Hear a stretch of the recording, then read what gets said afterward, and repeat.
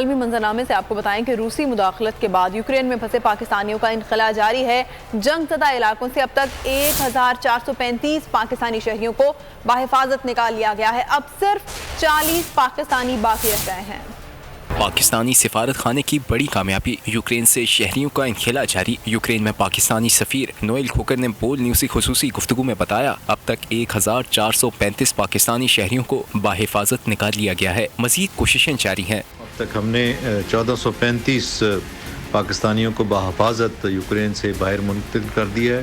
اس وقت 20 پاکستانی جو ہیں مختلف بارڈرز پہ ہیں، یہ بھی جلد انشاءاللہ کلیئر کر جائیں گے، اور صرف 40 پاکستانی رہ گئے ہیں جو مختلف شہروں میں بھی جہاں پہ لڑائی ہو رہی ہے پھنسے ہیں، ان کو بھی ہم بھرپور کوشش کر رہے ہیں کہ آج کے دن میں ہم نکال سکیں۔ یوکرین میں 4000 پاکستانی شہری اور 3000 طلبہ مقیم تھے۔ اکثر نے سفارت خانے کی ہدایت پر 24 فروری سے قبل یوکرین چھوڑ دیا تھا۔ جنگ زدہ علاقے میں اب صرف چند ہی پاکستانی بچے ہیں۔